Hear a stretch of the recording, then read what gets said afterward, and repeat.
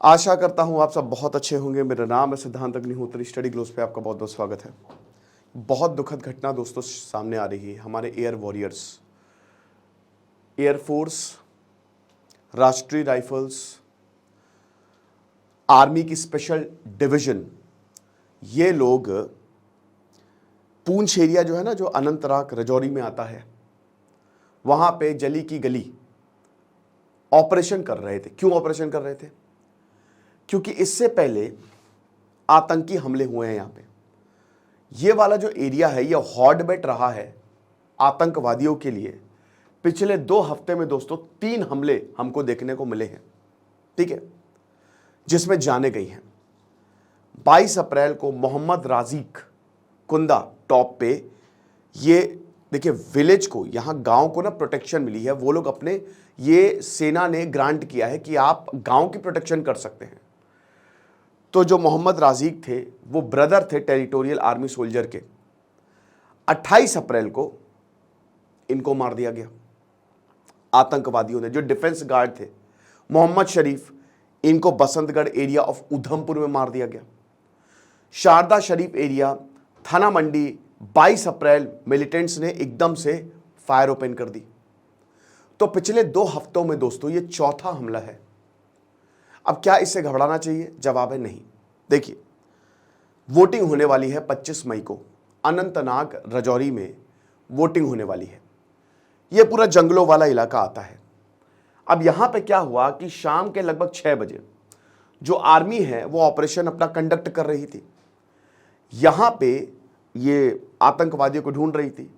लेकिन जैसे ही ये शह सितार पहुंचे, मतलब उसी के पास थे, और थोड़ा सा आगे सनाई टॉप पड़ता है, वहां पे पहुंचे। मंधार गुरसार रीजन और सनाई टॉप के बीच में ट्रक जा रहा था। आतंकवादियों ने फायर ओपन कर दिया। आतंकियों ने फायर ओपन किया। अब उसमें जो 4-5 एयरफोर्स पर्सनल, उनको बहुत ज़्यादा नुकसान हुआ, वो घायल हुए। गोलियों की बौछार तेज थी, तो जो कांच थे ना ट्रक के, उसको भी भेद दिया गया। तो अब उसमें जो एक एयर वॉरियर्स थे, अनफॉर्चुनेटली वो वीर गति को प्राप्त हो गए हैं। उधमपुर हॉस्पिटल ले जाया गया एंड अनफॉर्चुनेटली वो बच नहीं सके। एयरफोर्स ने स्टेटमेंट दिया और उन्होंने कहा कि जो गन फाइट है, आतंकवादियों के साथ हमारी जो लड़ाई हुई है, जो एयर वॉरियर्स हैं उन्होंने काफ़ी बहादुरी से लड़ाई की। जो फायर आया उन्होंने दे रिटर्न द फायर बैक। और इसमें 5 एयरफोर्स पर्सनल को बुलेट इंजरीज, यानी कि जो गोली से चोट लगी है वो हुई, यानी कि गोली आर पार गई। और उसके बाद फिर हम मेडिकल हॉस्पिटल ले गए, लेकिन हमारे जो एक एयर वॉरियर्स है उनको हम बचा नहीं पाए। तो जैसा कि हमने बताया कि ये शूट आउट जो है वो पिछले 2 हफ्तों में चौथा है। देखिए, ये एक हड़बड़ी है, आतंकवादियों की हड़बड़ी। कहने का मतलब क्या है? कहने का मतलब ये है कि देखिए, जम्मू कश्मीर में आतंकवाद धीमे धीमे ख़त्म हो रहा है। जम्मू कश्मीर नॉर्मलसी की तरफ बढ़ रहा है। तो पाकिस्तान ये कोशिश करेगा कि नॉर्मलसी को ख़त्म किया जाए। अब मैंने क्या बताया कि उसके पास खुद खाने के लिए कुछ नहीं है, कुछ भी नहीं है। उसके लोग मर रहे हैं, उनको बचाने की बजाय वो क्या कर रहा है? आतंकवादियों को हथियार सप्लाई कर रहा है, उनको इनपुट्स दे रहा है। हालांकि जैसा कि हमने बताया कि ऐसी घटनाएं बहुत ही कम देखने को मिली हैं। पिछले साल आपको याद होगा तो टारगेटेड किलिंग्स हुई थी कश्मीर में, है ना। एक टीचर को मारा था, एक बैंक एम्प्लॉय को मारा था, जबरदस्ती एक दहशत का माहौल बनाने की कोशिश की थी। जो डीआईजी दिलबाग सिंह थे, उन्होंने बोला था कि ये मॉडस ऑपरेंडी बहुत खतरनाक है, क्योंकि पिछली बार आपको लिंक पता होता था कहां से हमला होने वाला है, लेकिन इस बार आपको पता ही नहीं है। सब मास्क लगा के एक दूसरे को इंफॉर्मेशन दे रहे हैं, तो आप किसको पकड़ेंगे? लेकिन फिर आर्मी ने सब कुछ अपने हाथों में लिया और उनका भी सफाया किया। अब मैं आपको बताता हूं कि आर्मी काफ़ी मेहनत कर रही है। वहां के जो आतंकवादी हैं वो तक बोल रहे हैं कि आर्मी ने बहुत काम किया। वायरलेस में बोला कि भाई देखिए आर्मी ने बहुत काम किया, तो आर्मी बोलती सरेंडर कर दे यार। तो कहता नहीं, सरेंडर तो मैं नहीं करूंगा। तो फिर आर्मी को एनकाउंटर करना पड़ा। तो जैसा कि हमने बताया कि कश्मीर बदल रहा है, 370 की जहां तक बात है, तो पाकिस्तान उसके पीछे पड़ा हुआ है। हालांकि उसको मुंह की खानी पड़ी है। ईरान के सामने उसने ये मुद्दा उठाने की कोशिश की, बट ईरान ने एकदम दरकिनार कर दिया।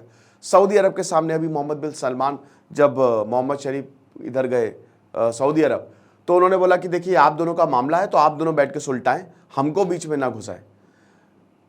अमेरिका ने भी बोल दिया कि भाई देखो अभी तो जो बाइडन है, तो जो बाइडन तो ये बोल रहे हैं कि भाई देखिए आप दोनों के बीच का मामला है, तो हम इसमें क्या करेंगे, है ना, हम कबाब में हड्डी बन के क्या करेंगे।